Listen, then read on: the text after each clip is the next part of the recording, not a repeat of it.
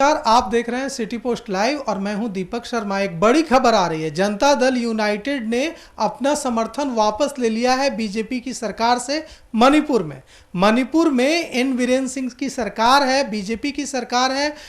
Janata Dal United समर्थन कर रही थी, लेकिन जनता दल यूनाइटेड ने आज अपना समर्थन वापस ले लिया है। अब मणिपुर में समर्थन वापस लेने का असर मणिपुर की सरकार पर तो नहीं पड़ेगा, लेकिन बिहार में जो जनता दल यूनाइटेड और बीजेपी की सरकार चल रही है उस पर इसका क्या असर होगा, बीजेपी और जनता दल यूनाइटेड के संबंधों पर इसका क्या असर होगा, इसे समझने के लिए हमारे साथ हैं वरिष्ठ पत्रकार श्रीकांत प्रत्युष। देखिए, एक विधायक है जेडीयू का, वो भी अप्रत्याशित कहेंगे आप। जेडीयू जाके मणिपुर में चुनाव जीत जाए बड़ी बात है। तो एक विधायक है और उसने अपना समर्थन वापस ले लिया है। विधायक ने क्या लिया है, पार्टी ने ले लिया है। तो कई कारण हो सकते हैं, लेकिन कारण बताया नहीं गया है। मणिपुर में हिंसा का दौर जारी है लगातार।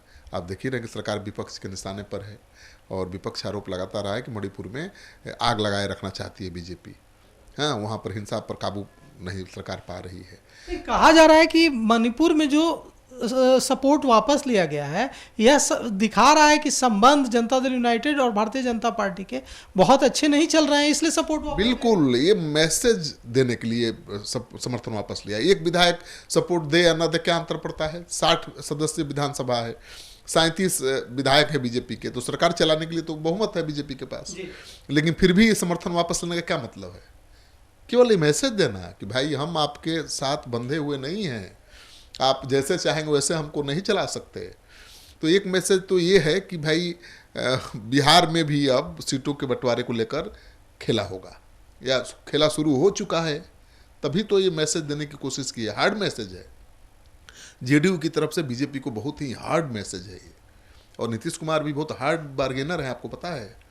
तो उन्होंने मणिपुर में सरकार से समर्थन वापस लेके बिहार सरकार के भविष्य को बता दिया है कि भाई आप अगर हमारी नहीं सुनेंगे और हमारे अनुसार नहीं चलेंगे तो बिहार में भी कुछ भी हो सकता है।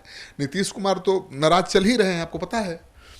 अंबेडकर जी को लेकर जो बयान आया अमित शाह का, विपक्ष ने कितना ताना उसको, उसके बाद उन्होंने चुप्पी साध ली थी।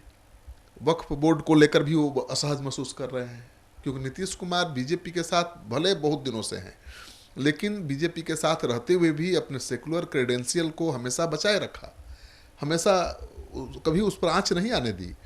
लेकिन अब जिस तरह से बीजेपी हिंदुत्व के एजेंडे पर एग्रेसिव होकर बढ़ रही है, महाराष्ट्र में देखा आपने, हिंदुत्व के एजेंडे पर ही बीजेपी जीती, लड़ाई लड़ी। और झारखंड में भले काम नहीं आया, लेकिन कोशिश की वहाँ भी। तो मुझे लगता है कि बीजेपी के जो हिंदुत्व का एजेंडा है उससे भी नीतीश कुमार असहज महसूस कर रहे हैं और उन्होंने एक तरह से संदेश दे दिया है कि भाई ये नहीं चलेगा। और दूसरी बात है कि नीतीश कुमार 123 सीटों पर चुनाव लड़ना चाहते हैं। सरकार गिर जाएगी क्या बिहार में? कुछ भी हो सकता है। नीतीश कुमार 123 सीटों पर चुनाव लड़ना चाहते हैं। अब बीजेपी कैसे देगी, जरा सोचिए। 243 सीटें हैं, 123 पर नीतीश कुमार लड़ना चाहते हैं, तो बीजेपी उनसे 20-25 सीट कम पर तो लड़ेगी नहीं। कम से कम बीजेपी को भी तो 120 सीट चाहिए, तो फिर सहयोगी दलों के लिए क्या बचेगा? मान लीजिए कि 100 सीट पर ही, 101 सीट पर ही नीतीश कुमार मान जाते हैं, तो भी मुश्किल है बीजेपी के सामने। जीतन राम मांझी 40 सीट मांग रहे हैं ना, इसके पीछे भी बीजेपी का ही खेल हो सकता है। दबाव सहयोगी दल बनाने लगे, चिराग पासवान 35 सीट मांग रहे हैं, जीतन राम मांझी 40 सीट मांग रहे हैं, सब बीजेपी को धमकी दे रहे हैं। तो बीजेपी तो कहेगी ना भाई कि हमसे तो सबकी मांग बहुत बड़ी बड़ी है भाई, चिराग को कहाँ से देंगे 35, मांझी को कहाँ से देंगे, और आपको कहाँ से 123? तो नीतीश कुमार के पास विकल्प क्या है? अगर बीजेपी का साथ छोड़ देंगे तो फिर लालू जी के साथ जाएंगे। नीतीश कुमार के पास ही विकल्प है। नीतीश कुमार के दोनों हाथ में लड्डू है। नीतीश कुमार को ये नहीं सोचना है कि हम इनका छोड़ेंगे तो कहाँ जाएंगे, ये बीजेपी को सोचना है कि छोड़ेंगे तो सरकार कैसे बनाएंगे, कैसे चलाएंगे। क्योंकि नीतीश कुमार जहाँ जाएंगे उसी की सरकार बन जाएगी। नीतीश कुमार कभी मुख्यमंत्री कुर्सी से कभी हटे हैं क्या? आप देख लीजिए ना, सरकार तो महागठबंधन की भी बन गई और बीजेपी की भी 2-2 बार बन गई, लेकिन नीतीश ही कुमार मुख्यमंत्री रहे ना। तो मुख्यमंत्री तो नीतीश कुमार ही रहेंगे, वो बीजेपी को छोड़ें या साथ रहें। तो महागठबंधन के साथ जा सकते हैं, ऐसी अटकलें तो लगाई जा रही थी, आपको पता है। नीतीश कुमार ने चुप्पी भी साध ली थी। बीजेपी के पटना से लेकर दिल्ली दफ्तर तक पूरा हड़कंप मचा हुआ था, दनादन मीटिंग हो रही थी। बीजेपी के नेता सफाई देने में जुटे हुए थे, क्योंकि अमित शाह के बयान के बाद ये नाराजगी सामने आई थी, जिसमें उन्होंने नीतीश कुमार के नेतृत्व में चुनाव लड़ने को लेकर थोड़ा सा ऐसा जवाब दिया जिससे क्लियर नहीं हो रहा था कि नीतीश कुमार के नेतृत्व में ही बीजेपी चुनाव लड़ेगी, नीतीश कुमार ही बीजेपी के या एनडीए के मुख्यमंत्री के चेहरा होंगे। दरअसल सच्चाई ये है कि बीजेपी डर रही है नीतीश कुमार को चुनाव में चेहरा बनाने से, सीएम के चेहरा बनाने से, क्योंकि आप देख ही रहे हैं कि नीतीश कुमार के सेहत को लेकर कैसे कैसे सवाल उठाए जा रहे हैं। तो बीजेपी चाहती है कि चुनाव मिलकर ही लड़े नीतीश कुमार के साथ, नीतीश कुमार ही एनडीए के यहाँ नेता रहें, कोई बात नहीं है, माने चेयरपर्सन रहें, अध्यक्ष रहें एनडीए का, लेकिन चेहरा किसी का ना हो मुख्यमंत्री का, मुख्यमंत्री के रूप में उनका चेहरा ना हो। हम चुनाव के बाद तय करेंगे कौन मुख्यमंत्री होगा, ताकि नीतीश कुमार के नाम का जो फायदा मिलता है वो नुकसान में न बदले। लेकिन नीतीश कुमार की पार्टी तैयार ही नहीं है, तो नीतीश कुमार ने चुप्पी साध ली थी, बीजेपी की धड़कन बढ़ा दी थी, बीजेपी को सफाई देते देते पसीने छूट रहे थे, नहीं देख रहे थे आप। और कई बार संदेश दिया बीजेपी के नेताओं ने, गिरिराज सिंह, पहले तो अमित शाह ने संकेत दिया कि भाई पार्लियामेंट्री कमेटी की बोर्ड में बैठक में तय होगा, वही बात कह दिया गिरिराज सिंह ने भी।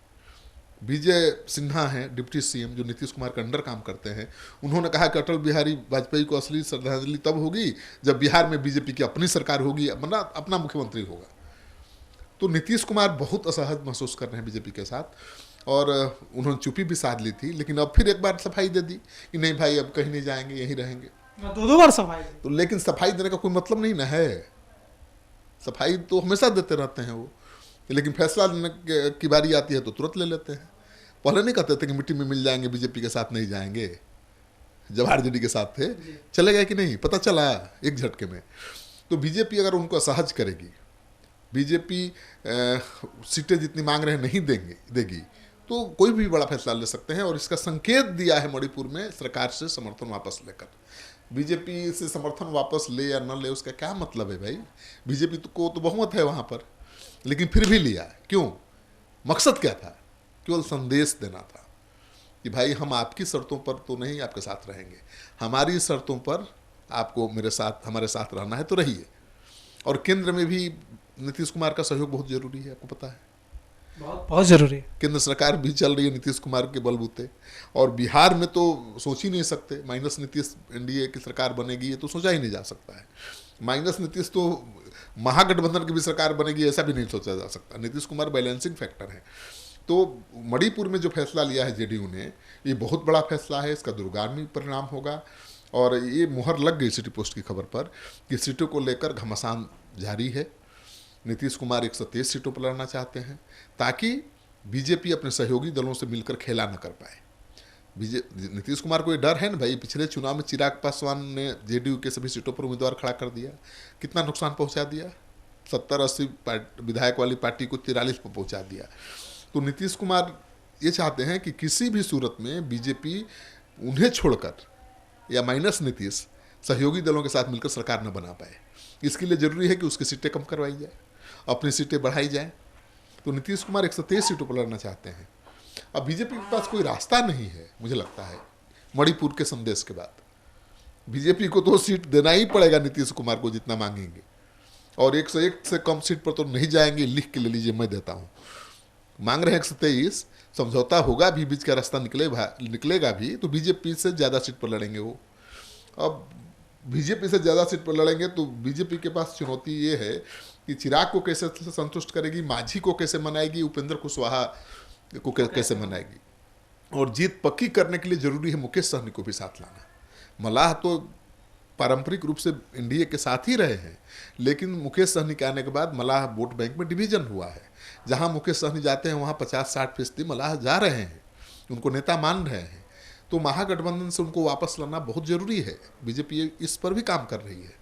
तो एक तो उपेंद्र कुशवाहा, जीतन राम मांझी, चिराग पासवान के लिए ही सीट नहीं है, ऊपर से मुकेश सहनी को भी लाना है, और नीतीश कुमार ने दबाव बना दिया है। तो अब नीतीश कुमार ने एकदम हार्ड लाइन ले लिया है कि भाई हमारी बात मानिए, हमारी शर्तों पर चुनाव लड़ना है तो लड़िए, नहीं तो हम चले, क्योंकि उनकी सरकार पर, उनकी सेहत पर तो कोई असर नहीं पड़ने वाला है। मणिपुर में तो सरकार की सेहत पर असर नहीं पड़ा, बिहार में तो पड़ेगा ना। नीतीश कुमार जी समर्थन वापस लेंगे या बीजेपी के साथ छोड़ेंगे, सरकार उसी समय गिर जाएगी। फिर तेजस्वी, क्या चुनाव पहले हो सकता है? क्या चुनाव पहले हो सकता नीतीश कुमार शुरू से ही चाहते थे कि चुनाव हो पहले। जब बीजेपी के साथ आए तब भी वो चाहते थे कि अभी चुनाव हो जाए, लेकिन बीजेपी इसके लिए तैयार नहीं थी, क्योंकि बीजेपी को तो एक कमजोर मुख्यमंत्री चाहिए ना भाई। 43 विधायकों वाला नेता का मुख्यमंत्री चाहिए।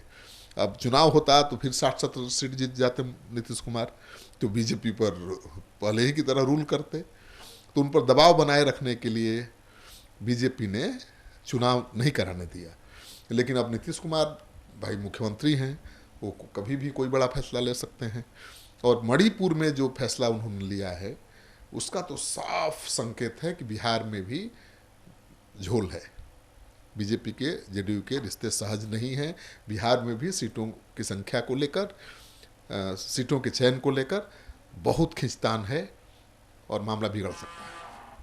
मामला बिगड़ सकता है, मामला बिगड़ता दिख रहा है। मणिपुर में जेडीयू के समर्थन वापस लेने से एन बीरेन सिंह की सरकार पर कोई असर नहीं पड़ा। बावजूद इसके जदयू ने यह मैसेज दिया है कि गठबंधन में सब कुछ सही नहीं चल रहा है। अब देखना यह है कि बिहार में क्या होता है। जल्द चुनाव होते हैं या बीजेपी जदयू के बीच बात बन जाती है, या नीतीश कुमार फिर से महागठबंधन में चले जाते हैं और आरजेडी जेडीयू की सरकार बन जाती है। तो इन सब बातों पर हम नजर रखे हुए हैं और जो भी अपडेट होगा, जो भी जानकारी होगी, हम सबसे पहले आप तक पहुंचाएंगे। तो देखते रहिए सिटी पोस्ट लाइव।